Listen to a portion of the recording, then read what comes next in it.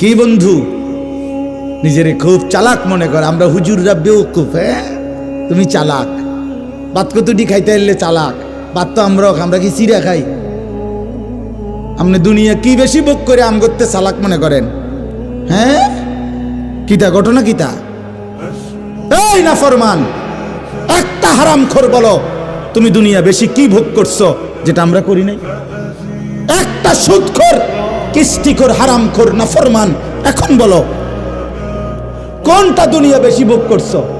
আমরা সোফা দেখি নাই, আমরার ঘরে টাইলস নাই, আমরার বউ বাচ্চা নাই, তুমি কি বেশি ভোগ করছো? নাফরমান, আল্লাহকে নারাজ করে বেঈমান কি দুনিয়া ভোগ করলাম? আহামরি কি কথা বলেন না কেন? আমরা ইমানদার, নামাজ পড়ে যারা, হালাল রোজা করে, তারা খায় মুরগার গোস্ত আর সুদ করে খায় বাঘের গোস্ত নাকি? কথা বলেন, তুমি বাঘের গোস্ত খাও নাকি? তো তাইলে তুমি আহামরি দুনিয়া কি ভোগ করলা? কি বেশি পাইয়া আল্লাহরে ছেড়ে দিলা? যুবক বলো ভাইয়া, কি বেশি পাইয়া মালিক ছেড়ে দিলা? কি পাইয়া? সারা রাত সারা দিন যে নারী দেখো, ছবি দেখো, উলঙ্গ দৃশ্য দেখো, তারে তো ছুঁইতেও পারলা না, ধরতেও পারলা না। এই অতৃপ্তি নিয়ে শুধু চোখে দেখে নষ্ট হয়ে আখলাক শেষ করলা, চরিত্র শেষ করলা, শরীর শেষ করলা, যৌবনের শক্তি নষ্ট করে দিলা। আর কি লাভ হইল ভাইয়া?